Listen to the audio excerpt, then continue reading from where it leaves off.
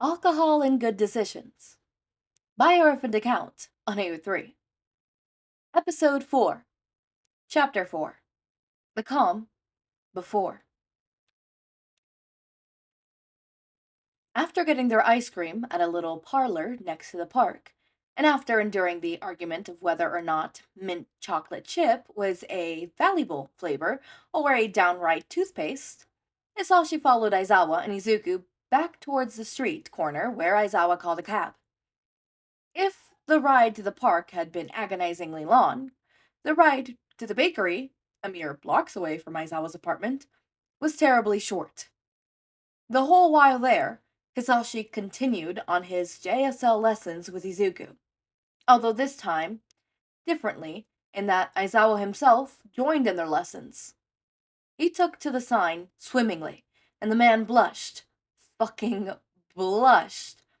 Turning to look out the window, absolutely not nonchalantly, when Hisashi praised him. I took a few classes in high school. Aizawa murmured, rubbing the back of his neck. It's nothing too impressive. I beg to differ. Hisashi countered, winking, and then grinning when Aizawa's blush deepened. All too soon, Hisashi's teasing had come to an end when the cab came to a stop, and the driver announced that they had arrived. Getting out of the cab, turning to help Izuku hop out, because he was so fucking tiny, just absolutely pocket-sized. Hisashi offered his hand out to help Aizawa exit the cab as well. And then Aizawa's blush was back, even more furiously red than before, as the man acquiesced and allowed Hisashi's hand to touch his own, pulling him from the back seat. It was ironic, and so hilarious that Aizawa was so adverse to touching him, so blushy and embarrassed about it, considering everything they've done the night before. But Hisashi wouldn't dare call him out on it. After all, that would have given Aizawa the in to make fun of Hisashi's own barely hidden embarrassment. Izuku rushed over to the door of the bakery, struggling to pull it open on his own. Hisashi suspended, helping by tugging the top of the door out of Izuku's line of sight, and allowing the child to dart inside. Taka-san! Taka-san!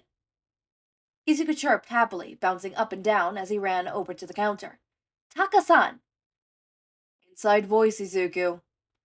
Aizawa chimed, and Hisashi elbowed the man gently. Let the kid be a little excited. Hisashi whispered, and Aizawa rolled his eyes. He could be excited, without bursting any eardrums.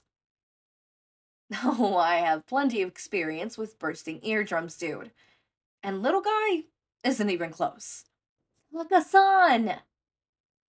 Izuku called once more, his voice at a slightly lower tone than before, but still loud enough for the baker in the back to hear.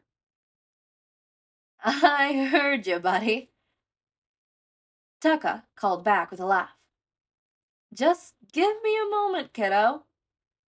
Sure enough, only a few moments later, an older brunette man with kind eyes and a short beard exited the back, holding a swivel pan full of chocolate croissants. Izuku all but squealed, making Aizawa wince. Okay. Hisashi acquiesced. He's getting closer to eardrum busting levels now.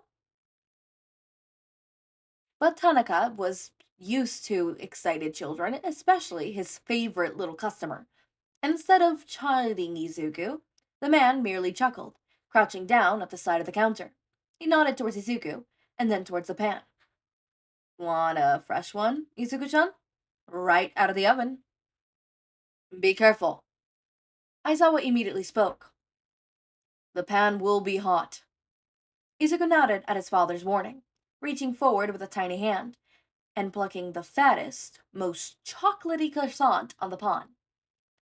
Tanaka chuckled, standing up and turning back to the kitchen to place the pan on a cooling rack. When he re-emerged, Tanaka addressed Aizawa with a wide smile. Aizawa, it's good to see you. It's been too long since you brought the little one over.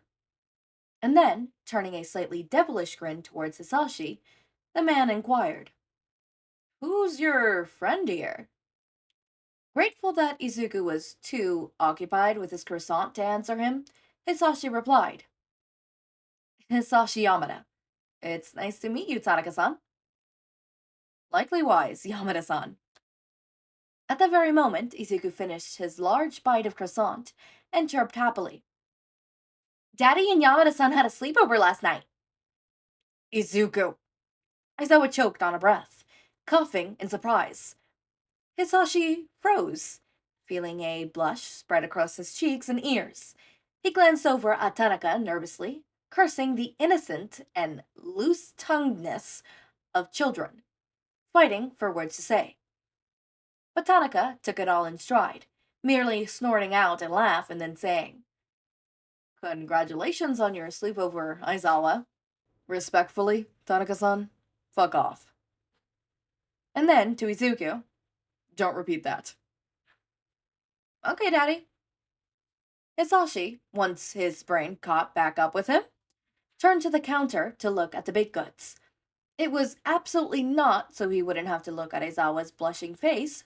Fuck off, Interna Marie. There was a beautiful arrangement of all sorts of pastries inside. Chocolate croissants, of course, but also cream puffs, fruit jelly danishes, and mochi donuts all sat prettily inside the case, along with so many others. Wow. Hisashi spoke in awe. What do you normally get, Aizawa? Shrugging, hands shoved in his pockets, Aizawa replied, Whatever Izuku and Tanaka suggest. Well then, Hisashi exclaimed, turning towards Izuku, who, despite his large bites, was hardly a fifth done with his croissant. What do you suggest, little listener? Pursing his lips in thought, Izuku pressed his nose up to the pastry case, making Aizawa wince, and observed all of the baked goods available. After a few moments, the child leaned back and nodded firmly, addressing Kanaka with a loud, Sakura Mochi Donuts. Sakura Mochi Donut it is, kiddo. Tanaka exclaimed right back, reaching down to grab one for Hisashi. And for your father? After repeating the previous exchange, Aizawa was left with a milk tea bun. When Aizawa reached down for his wallet, Hisashi stopped him. I got it. But, hey, you got the ice cream. I've got this, alright? No biggie. Aizawa looked like he wanted to protest, but fortunately Izuku grabbed onto his father's hand, his own tinier hand only able to hold onto a few of Aizawa's fingers, and led the man off to a table to the back of the bakery.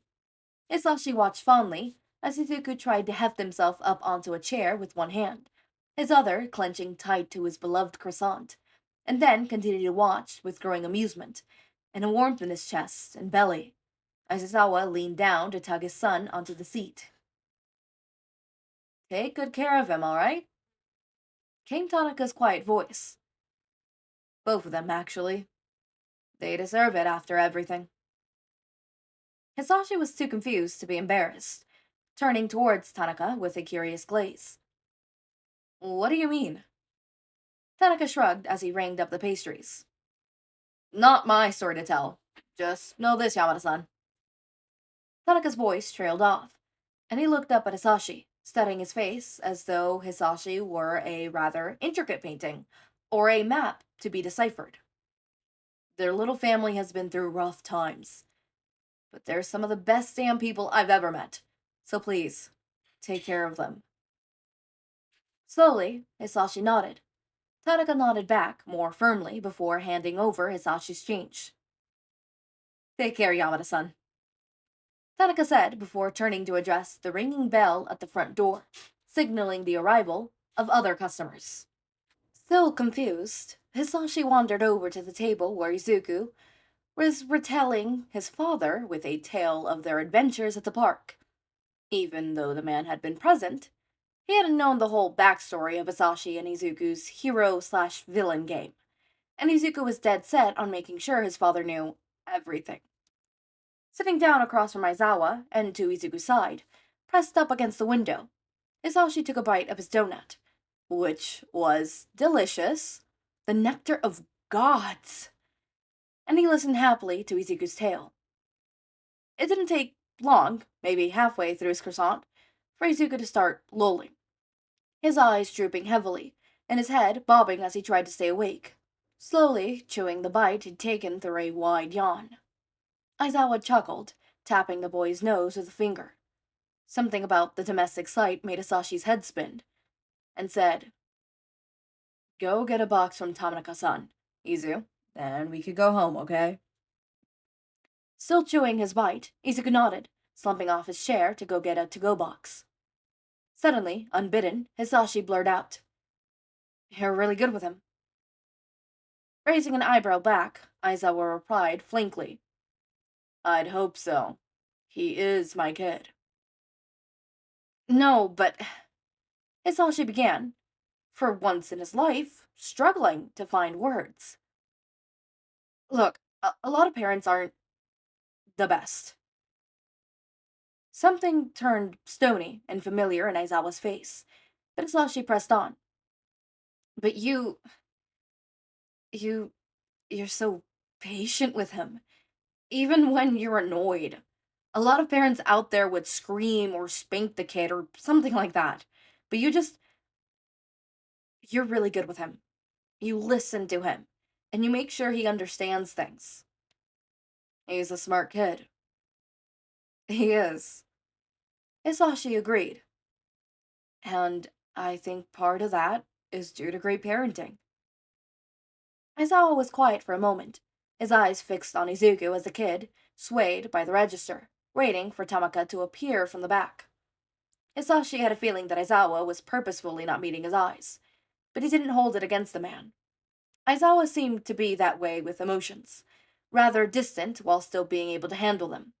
It was a balancing act, one that Hisashi had yet to master himself. Finally, Aizawa replied quietly, "Thank you." Nothing more was said between the men, as they waited for Izuku to stumble back. His half of a croissant now boxed up.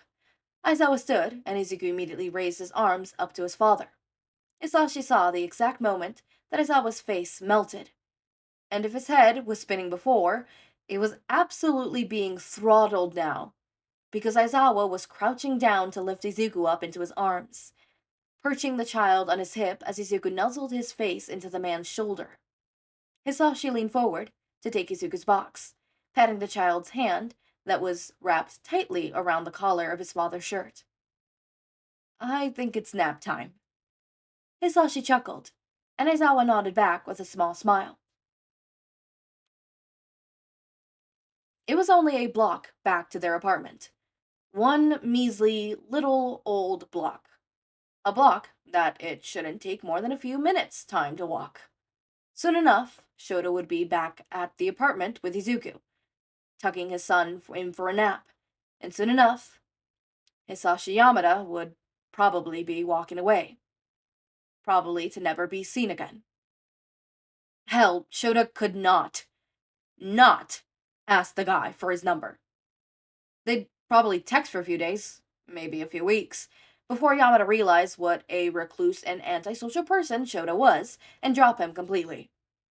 Not like it hadn't happened before. What would make Yamada any different? And yet, something deep in his gut screamed at Shouta. It told him that Yamada was different, that somehow, some way, Yamada would worm his way into Shota's heart. Not that he hadn't already. And fester there for months. Maybe even years, if things went well. "So, Eraserhead," Yamada drawled, moving to gently tug Izuku's hand from its death grip on Shota's hair, revealing some of the pressure in Shota's skulk. And then, endearingly, the voice hero allowed the child to wrap his little hand around Yamada's forefinger, resting his palm on Shota's shoulder. It sent shivers down Shota's spine that he absolutely loathed to think Yamada may have felt. Where did the name come from? Shota hesitated, but only for a moment. "It's kind of dumb. Try me." With a sigh, Shota looked up at the sky, which was just starting to turn orange with the promise of a beautiful sunset, and chewed over his words carefully. Yamada stayed quiet, ever so patient, as he thought. When I was a kid, I was active in a lot of hero forms. Yamada nodded in understanding. I don't have an offensive quirk, and it seems as villainous to most people. Yamada let loose an angry tuchs, but didn't interrupt to say more. So I took to hero forums to look for ideas, looking for support from others that I didn't get anywhere else. A small smile overtook Shota's face as he remembered what happened next. And then my mother's adopted me. I was 10. Yamada's hand tightened briefly over Shota's shoulder, more of a twitch than anything, although it told Shota that the man related more than he let on. Shota continued. They gave me all the support in the world, but my mothers are both terrible at names. A smaller, fonder smile. So I took back to the forums. There was this other kid on there, Loud Canary 5000. He suggested the name Eraserhead. Yamada let out a small gasp, and his hand tightened further on Shota's shoulder, tugging the dark-haired man around to face him. Yamada's eyes were wide in recognition, as if a memory had been slapped to the forefront of his mind suddenly. Wait. He startled, looking all for that he needed to catch his breath, even though they had been barely meandering. You're Cat Lover 39? Shota's eyes widened for a fraction of a second, before his face settled into a small, smug smile. Sounds about right. Nice to meet you, Loud Canary. Oh, shut it. Cat Lover really couldn't have picked out something cooler? Like what? Eraserhead? You used it? And you used present mic. Much better than presentation, Michael. Shut up! Yamada whined, footedly, his face pinkening quite nicely. Hey, wait a second. Did you... Did you go to UA? All at once, Shota felt his face shutting down. He turned away from Yamada, continuing on walking down the block. For all that he appreciated and enjoyed his time at Ketsubutsu, UA was still somewhat of a sore spot for him. I did. Shota echoed quest. For almost a year. I transferred over to Ketsubutsu sometime after the sports festival. Why? Yamada inquired, sounding rather plussed. UA is a great school. You would have done amazing. For all that, it was an amazing school. Shota interrupted.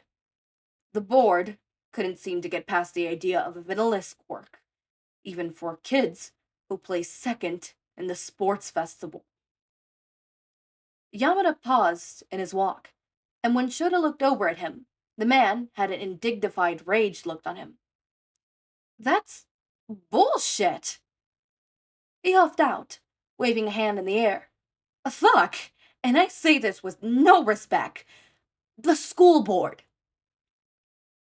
Be careful, Shota teased, looking away so that Yamada couldn't see his sideway grin. You work for them after all. Oh, they know we all hate them. Yamada continued in a more chipper voice. Especially Minoru. Shota couldn't help the small chuckle that left his lips.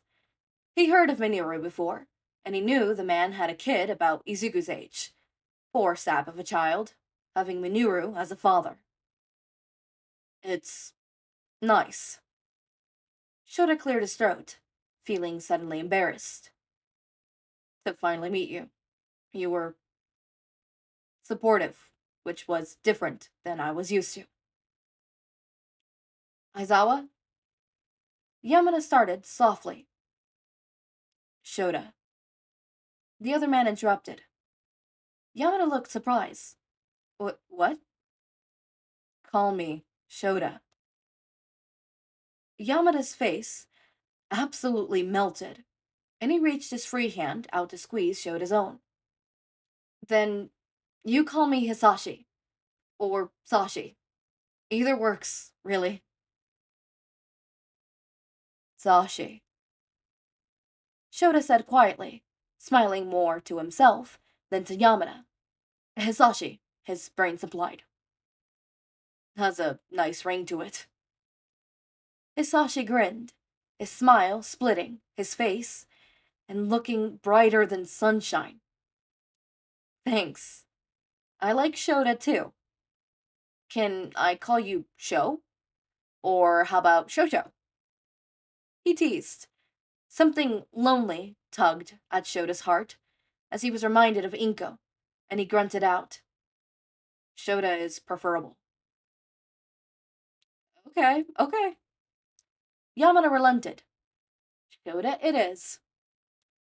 Suddenly, a blaring alarm rang through the air, a high-pitched bell that had Hisashi wincing and reaching for his hearing aids. Izuku shot up, whining and looking about frantically. Shota hushed his son, running a hand through the boy's curly hair, as he whipped around to look across the street. The small, unassuming bank that sat right across from their apartment was being robbed. Shit. Shota huffed out, turning to hand Izuku over to Hisashi. Hang on to Izuku for me, will you? He gets into trouble around hero fights. And where would you be? Hisashi countered, even as he took Izuku into his arms. You don't have your support equipment, do you? What will you... You don't have your equipment either. Shota fought back. And my quirk is a little less destructive without mine? A wince. No offense. None taken, just... Be careful, alright, Shota? Shota rolled his eyes, unsheathing a knife behind his back that Hisashi hadn't known was there. Right. Take care of Suzu, okay? Shota crouched a bit to look into Izuku's eyes, kissing the boy's forehead briefly. Stay with Yamada-san, okay, Izuku? Okay, Daddy. Go get the bad guys. Izuku cheered, punching the air happily. With nothing more but a sideways glance, Shota took off towards the bank, darting down an alley towards the back and out of Hisashi's line of sight. Hisashi wasn't panicking. He wasn't. Sure, Aizawa. Shota had left Hisashi with his kid, entrusting him with the most precious of things to Hisashi while he went off to fight. But Hisashi could be responsible for a minute, because it would only take a minute for Shota to deal with some small-time crooks. Right? Hisashi quickly took cover in a nearby alley. Behind a dumpster, Izuku whined about not being able to see, but Hisashi had a slight view of the bank over the top of said dumpster, so he narrated what he could see. Which wasn't much, honestly. He heard shouting and screaming and gunfire coming from inside the bank, but he couldn't see much of anything. And then the hostages were being released. Hisashi let loose a sigh of relief, because Shota must have been able to take care of all the villains if the hostages were escaping. Right? All at once there was a rush of heat and light, and wind that Hisashi staggered backward, shielding Izuku with his body behind the dumpster. His heart racing, brain thundering against his skull. Hisashi's head popped back up to get a sight of the bank through the clouds of smoke. He wasn't panicking. He wasn't. Shota would obviously be fine because he was an amazing hero, and as the smoke cleared, Hisashi felt bile raise up in the back of his throat. Because only half of the bank kept standing after the fucking bomb had rippled through it. No. You know, when it said the calm before, I thought the storm was gonna be like some relationship issues. Not this! What is this? I need to read comments. Hold up. No, I need to read comments. Now that's just mean. Darkest Nova, I agree with you. No, the cliffhanger, he better be okay. Izuku does not need another dead parent. I don't think they're gonna kill him. Fuck, why can't I leave kudos more than once? I swear, I feel that. Sometimes I want to leave a kudos on every single chapter. Of course, that even in canon divergence, Hisashi needs to give Eraserhead to Shouta. Oh, I do love that. Okay, no, I want to talk about that. I love that. I love that. I love that. I love that. I love that. I absolutely love that. And I love when people keep that in fanfictions, even if they're separated and stuff like that. So, I'm so glad they kept it here. I am so glad they kept it here. This is all going in a spam of a day, but I don't give a shit. Look, I once read the book They Both Die at the End, and they made me believe that they were madly in love with each other at the end. So yeah. Well, I mean, I think they said the lines somewhere along the lines of, if we had more time, I know I would fall in love with you, kind of bullshit. Or not bullshit, because it's not bullshit. What's bullshit is them dying. Fucking Adam! Adam said that when I get my hands on you. Oh. Anyways, I quite love this so far. We're reaching an end, and I don't like this. I don't know what's gonna come over this one. Let me see if I have any Eraserhead ones. I want to do some more Eraserhead. Or actually, no, I think I have a Bakudeke one that might be lined up. Not sure.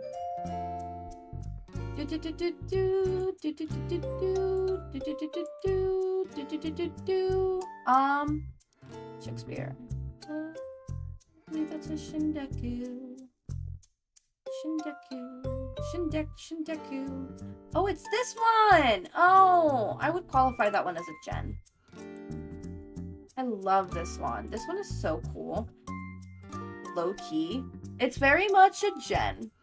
No, that one's too long though. I want to keep this one at a short. I'm already doing 2 long ones. I want to keep this one short. So 20,000. Short. That's 25. This one's 21. This one's 2. Holy shit. This one's 42. Holy shit. 32. That was not that bad. And it's Hot Wings. This Red String of Fate. Open a new tab. Let's check this out. I should probably be doing this outside of recording this. Okay, I will be. As always, my raindrops, make sure to eat, sleep, drink water, take your meds. Have a wonderful day or night. Link to my Discord server and socials are down in the description. Subscribe to see more of my content, and thank you so much for watching.